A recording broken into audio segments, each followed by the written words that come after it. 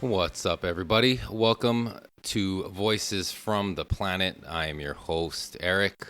Thank you for joining me. If you're wondering why I look like I'm totally ripping off Tim Dillon with the sunglasses on during the podcast, you should go check out the latest episode of Everyone Knows You're High to find out why I'm wearing these sick shades for this episode. And if you're not, you should also subscribe there, which I think that podcast has more subscribers on YouTube than this one. So yeah, if you're a subscriber there, subscribe here too. Just let's do them both. I know I say that all the time, and I probably mentioned like I don't want to say that all the time, but please, if you could, just go ahead and subscribe, like, comment, share, whatever. Yeah, the reason I have these sunglasses, if you haven't clicked over off this video yet, is because I've discovered the app Temu, where you can get everything super cheap from China. From the CCP, it doesn't also, well, it stands for the Chinese Communist Party, but it also stands for cheap Chinese products. So, excuse me, shout out to the CCP and Temu for supplying these sick-ass shades.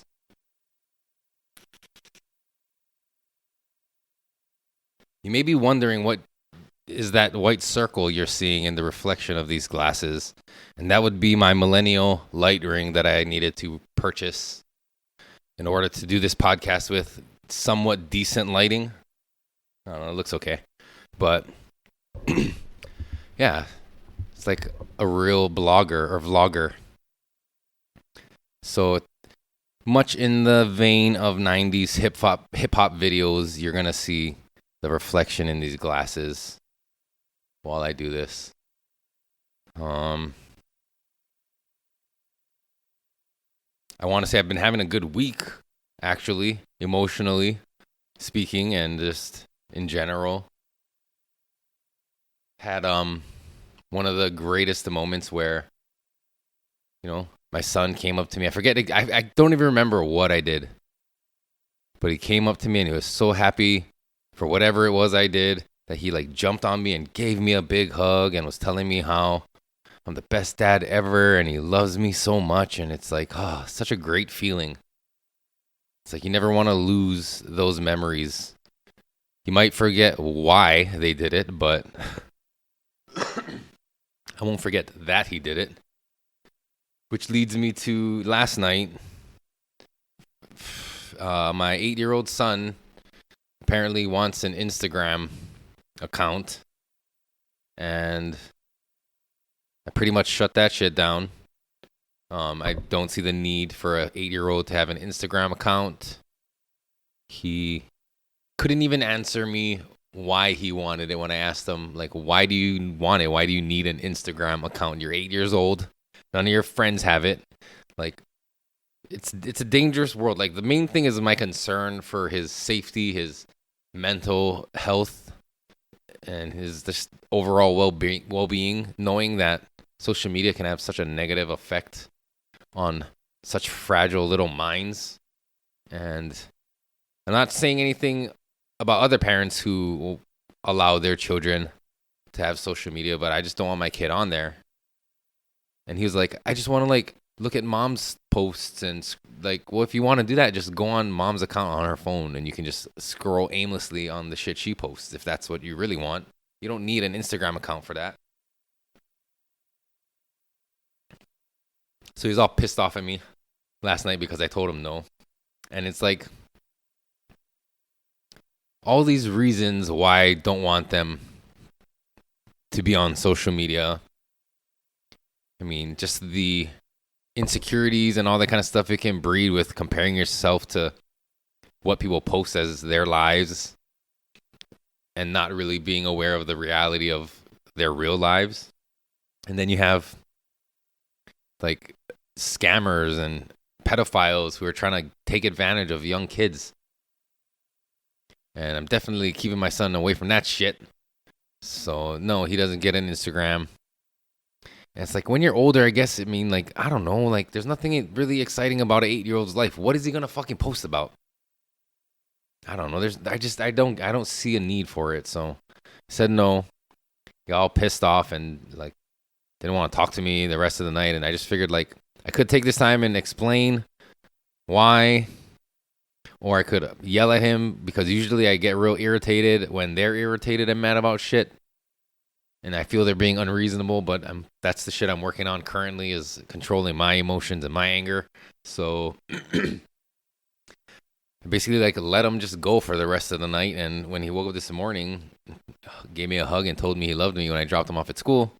So obviously it's not that big of a deal. However, I'm sure he's gonna continue to ask. I'm gonna have to continue to say no, but probably tomorrow I'll sit him down and explain exactly why I don't want him to have an Instagram account or be on social media at such a young age. And all of that just to kind of say, as a father, like it's crazy how 1 minute you can go to being the best dad, and then next, like being completely hated. And I guess that's just dad life, yo. And it's like, I know they're going to get over it. There's no need to take it personal. Fuck, they're just 8. He's only an 8-year-old. Shit. You even mad at me? Good, be mad at me. I'm protecting your ass.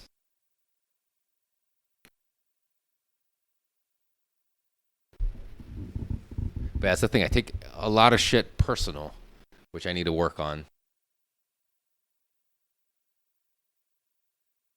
What I'm trying to do now, when I start feeling a certain way, like attacked or whatever, is try to think about why I'm feeling that way. Okay, like, why am I feeling attacked? And then think about, like, is this actually an attack on me?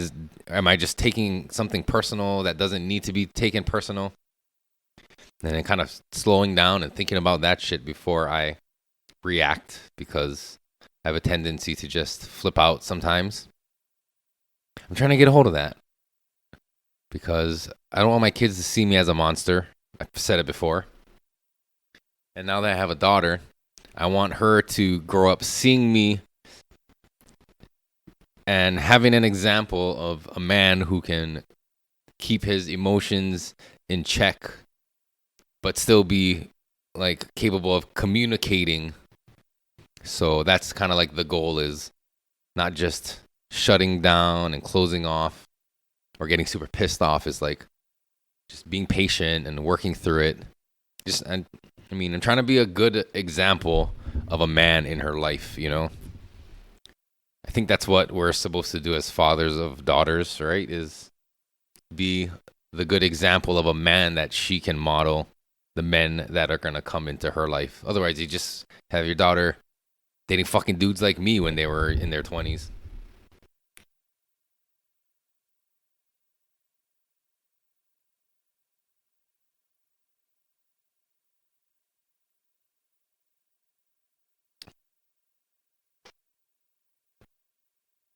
That's the crazy thing, is just the roller coasters that children's emotions go through.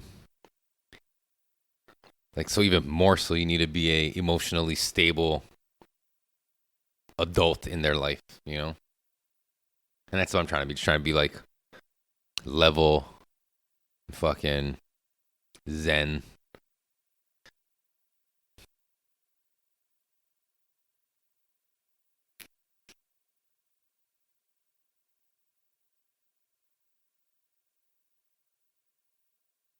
I haven't really been keeping up with anything going on in the news. What have I been up to lately? Just fucking working. It's been pretty busy. I don't know if I talked about it before, but the boys are in flag football and have been starting to play games over the weekends. Oh, I bought a new fucking guitar. That was fucking a while coming. It's been at least a month that I've been debating, going back and forth on whether or when to, basically, I knew I wanted it, to buy an electric guitar. So for those of you that don't know, I play the guitar a little.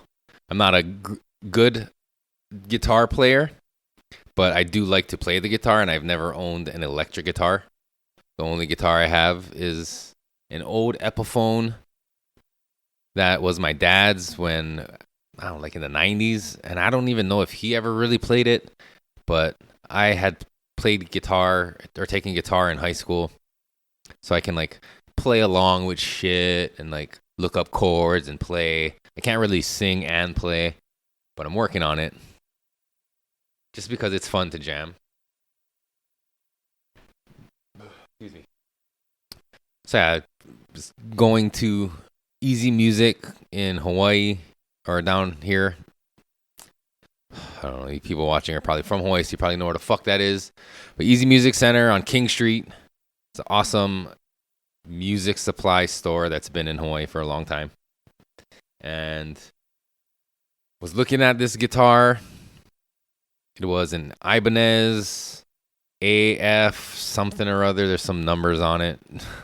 But it's like this hollow body acoustic electric guitar in a matte tobacco sunburst finish. Oh, it's fucking beautiful. And I wanted it, and I'd go there every once in a while and just look at it and take it off the rack and play it and put it back and then come back and do the same thing and just kind of think about buying it and like, nah, not right now. And then like last weekend, I went there again and I was like, I'm just going to fucking buy it. And it was originally like 600 something bucks. But it was on sale for like 3 something. And I was like, okay, I'm just going to buy it. So I go there and I don't see it on the fucking rack. So I'm like, fuck, I waited too long. And like the price jump between that guitar and like similar guitars that I thought were nice that I would have gotten to was like considerably higher. Like it was a big price jump. I was like, fuck, I don't want to spend that much. There's a little bit of Jew in me that's like, I don't want to spend that much money. It's hard. But I kind of defeatedly walked up to the counter where the guys are. And I was like, man, I was checking out that guitar and I don't see it now. Like, is it sold out? Do you have any more? And he was like, which one? I told him which one. And he was like, oh, yeah, we got that in the back. And I was like, oh, I like immediately got excited again. I was like, fuck yeah. So like went and got it from the back and unboxed it, brand new, unwrapped it, gave it to me. And I got to plug it in and go play it a little bit. I was like, fuck yes. So I purchased it. They gave me a little bit of a discount, which I'm always appreciative of. That's why I love the guys down there at Easy Music. They're not sponsoring this podcast. It's a free plug for Easy Music Center. But if you're a musician and you need equipment, go check them out. And so I got the guitar and I brought it home. And now I need to just get like fucking a guitar strap and a case. They said they normally have the hard cases for it, which I wanted. I didn't want a gig bag because those just don't feel as safe and secure, especially with a beauty like this. I want a hard case. So they said they'd call me when they get the hard cases in. I'll go get that, get a strap. I'll probably eventually get a like good guitar amp. The thing is, money is always an issue. That's why it was so hard to bring myself to buy this guitar in the first place. But I'll need to get an amp. I have a speaker for this electric drums that I have. So I can use that for now. But first I got to clean up my fucking studio at my house. It's become, again, reverted back to a junk room. And it's just cluttered and there's no room for anything. It sucks. But I will eventually clean it up because we got to get that room right. It's so wasteful. I got keyboard in there. I got drums, guitars. Now I have an electric guitar. I got a little bass, a little Kala U bass. So I can have a little jam in there, make some music. Once all the clutter's gone, I can't sit on boxes and do it. But we'll see. I definitely need to just be more musically inclined. I guess just still do it because I like making music. I like playing music. I like listening to music and all that shit. but I just haven't had the opportunity to like create it, in a long time, I should say.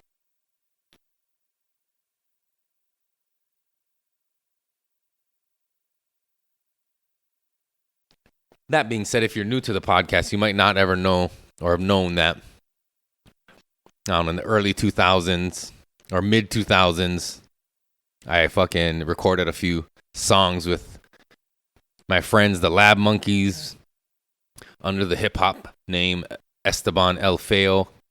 And those are on, there's somewhere I uploaded them as podcast episodes so that way I wouldn't have to do the Apple Music or Spotify thing where you gotta like register and all that shit.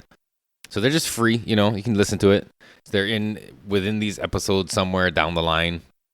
Just gotta look for it. You'll notice they're not long episodes and they don't have like episode numbers on them. I couldn't tell you right now. I mean, I could look it up. I mean, yeah, how would I do that? I'll look it up for you guys so you guys don't have to even fucking worry about it. I'll just do that for you. How about that? Okay, so in between episode 47 and 48 is a song I did called Unplug Me from Death. Let's see, where are the other ones? Okay, and then after episode 67, and then between, so 67 and 68, there's 3 more songs. One called Solar Cipher, one called The Age of Alchemy, and another one called Erock's Thesis. So you can go check those out. Give them a listen. See something real fast. So one cool thing about Anchor.fm, which I was going to say negative things about them at first, but they do pay me through this app. So I'm not going to besmirch their good name, but what had happened was they had switched over and are now like Spotify for podcasters. It's a new site or a new biz. They're owned by Spotify.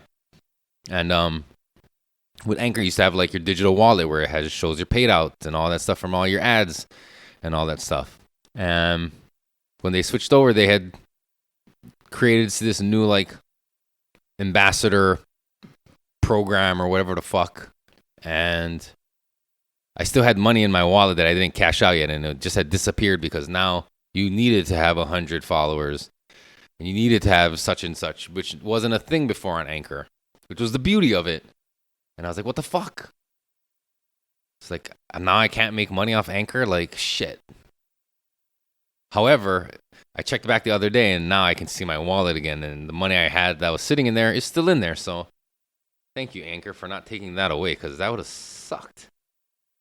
It's not that I make a ton of money off this shit, but it's something.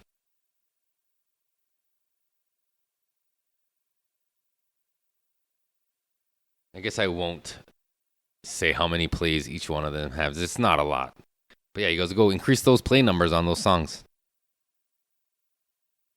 You can look it up on my Spotify, on Apple Podcasts, Google Podcasts, Anchor.fm, all those sites.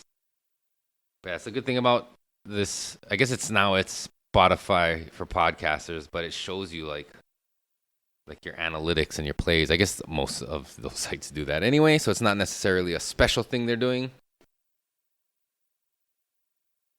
But again, I love Anchor.fm.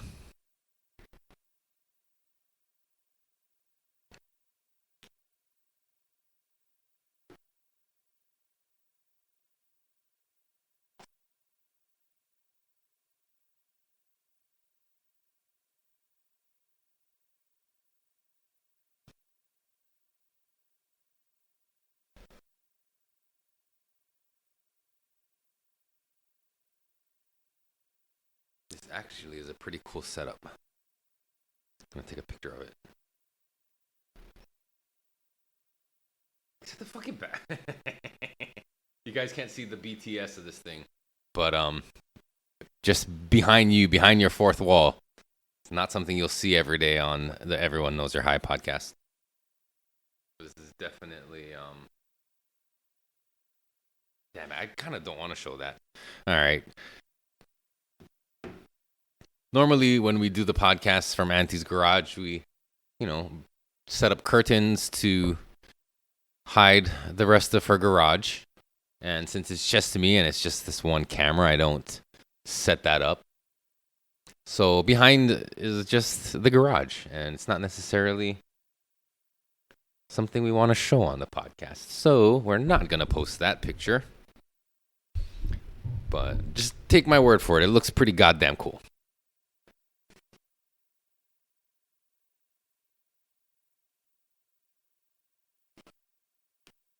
Almost as cool as me in these shades.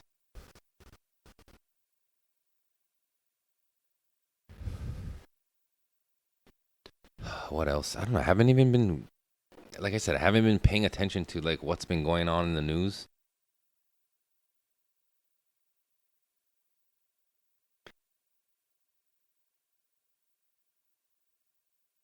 Oh, I know what I can talk about, which will be controversial. Was they had their fucking. There was a drag story time event here in Hawaii, and as you would expect, it was a very decisive or divisive issue where you have people who are all for drag queens hosting events for children, and then you have others who are staunchly opposed to such events. And when state departments are getting involved in sponsoring these types of events, what kind of issues does that raise? And the opposition to that is, are they being heard and respected? Are the people putting on the event, are they being heard and respected? But personally, here at Voices from the Planet, I would not bring my child to a drag story time. I don't think it's appropriate for kids. I know it's not a drag show where they're dancing and shaking their tits or their whatevers, because I know that's also a thing, and that's not what this was. It was literally, I mean, they did sing and dance, but it wasn't like the normal drag show shit. Yeah, that's not a place for kids.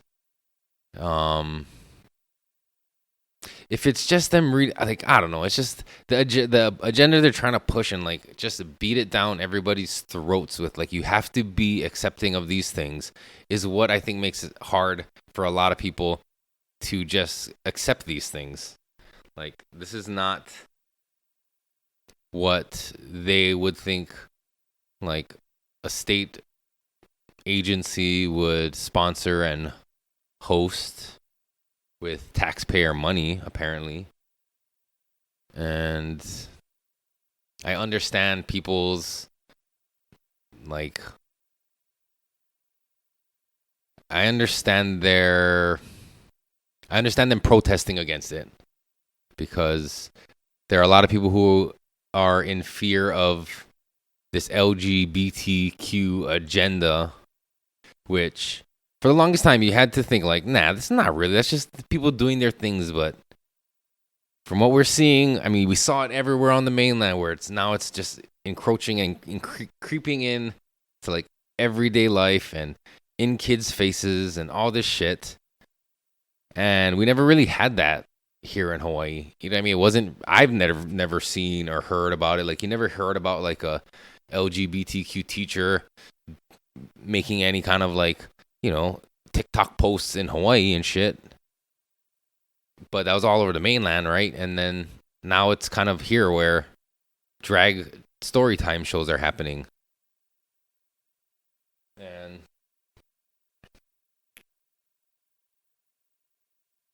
maybe for a lot of people it is ignorance and hatred and bigotry, but for a lot of people it's more just concern for the safety of our children and keeping, I don't know, it's crazy. Like, a long time ago, the conspiracy theorists were screaming, They're going to come for your kids. They're going to come for your kids. And everybody thought, you motherfuckers are crazy. Nobody is coming for your kids. Nobody's trying to make your kids gay. Nobody's trying to make your kids this or another. But I think we've all seen recently that there is some agenda to make your kids gay, or to confuse your kids and make them think they're trans, or to, I don't know, push hormone blocking pills if one day they decide they're a girl. Like this empowerment of their, I don't know, just reaffirming that whatever, I don't know, I can't even really think of the words. I'm not smart enough like most of these political pundits, so I really have no place weighing in on this shit. But I'm just saying how I feel, I guess. Probably going to get in trouble.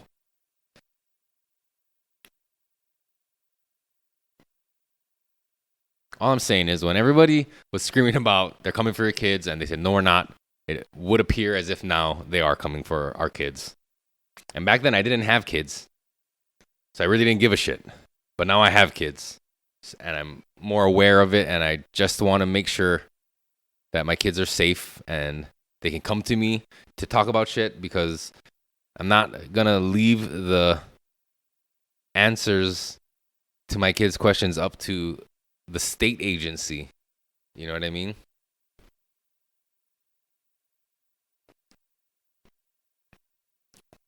That being said, everybody just love everybody, okay? There's no need to be hateful when it comes to this. You can oppose things. Actually, even being in opposition of things is already kind of starting off on a negative starting block, because if there's something you oppose, opposition is resistance. So you're already facing resistance. So instead of being opposed to something, maybe we should try being for the things, being more for the things we're for. So if say you're against the LGBTQ agenda in schools, maybe you can be for keeping education just about education and not about identity politics or gender identity. Just keep school about education. You know, I mean, you do have the option to take your kids out and homeschool them, which is becoming a lot more popular now. Back when I was growing up, if you were homeschooled, that was seen as like the weird thing, right? But now it's almost, homeschooling is preferred by more people. And yes, people might say, yeah, that's like the ultra conservative right who are homeschooling their kids and pulling their kids out of school. But maybe that's not such a bad idea, because at least that way you're not leaving the education of your children up to a state, especially if you live in or somewhere where, you know, you don't agree with the politics and what they're teaching in the school and you have no other option.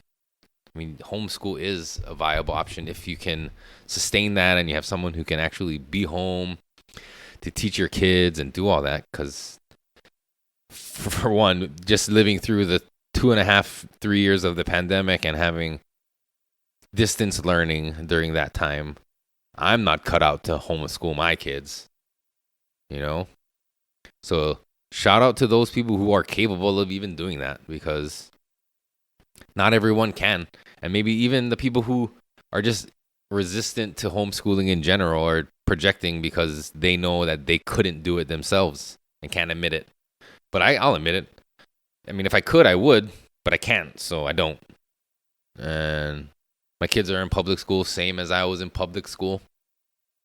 And I don't know. I mean, I know they're not teaching another political thing that's been coming up, is this critical race theory. I haven't seen any of that in my kids' homework yet. But then again, who knows? I don't know what they're teaching in the classes.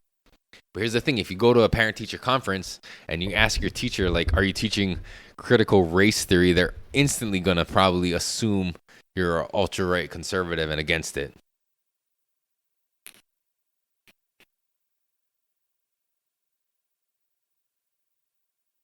And I don't even know enough about CRT, but from what have heard, granted it's mostly been from people who are against it, is that it kind of sets back like the notion of equality and equal rights, and just perpetuates a culture of like victim mentality. And I don't think that's great. I mean, again, I don't know enough about it to be able to point out all the flaws or what might be a perceived benefit of it, but just from what I've heard, it seems like a step in the wrong direction.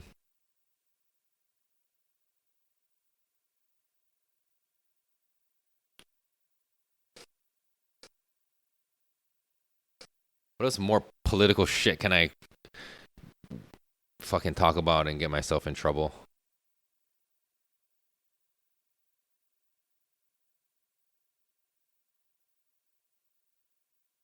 I don't know.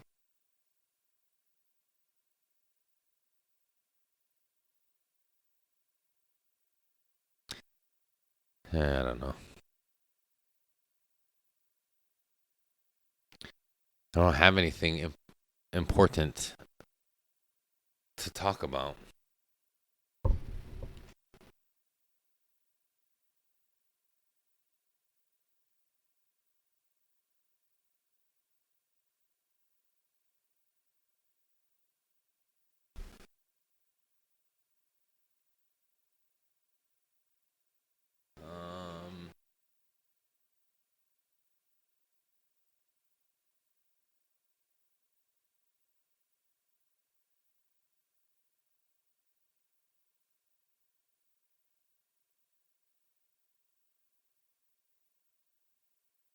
I don't know. I don't know.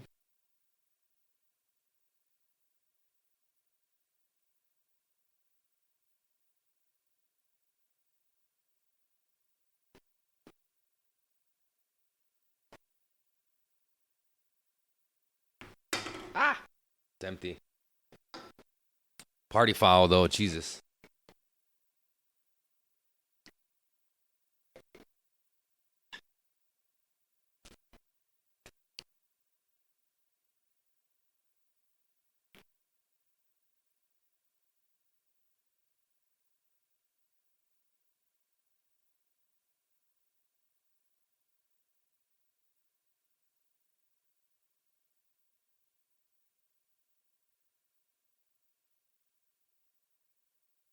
I guess that's it then.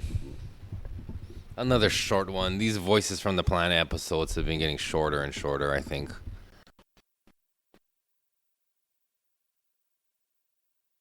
Yeah. That's okay, though.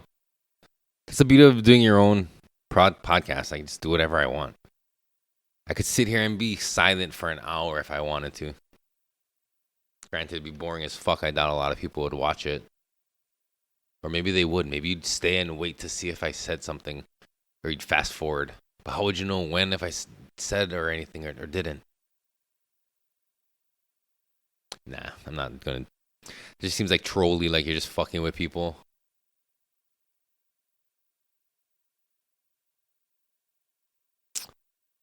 But yeah, I'm going to wrap it up by first saying thank you to Auntie for letting me use her garage for my own solo podcast. I appreciate it. You letting me invade your space like this. Thank you to our sponsors, The Grow Guru. You can check him out if you want to learn how to grow your own medicine. Check him out on Instagram, The Grow Guru Hawaii. And you can also check him out at Oahu Garden Supply in beautiful Waipahu.